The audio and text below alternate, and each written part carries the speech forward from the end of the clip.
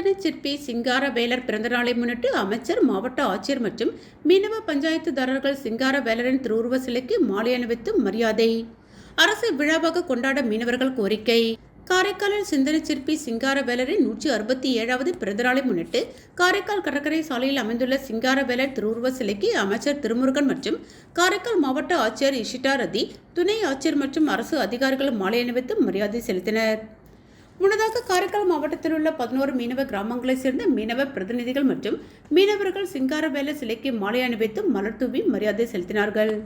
பின் அனைவருக்கும் இனிப்புகள் வழங்கி சிந்தனை சிற்பி சிங்காரவேலர் பிறந்தநாளை கொண்டாடினர்.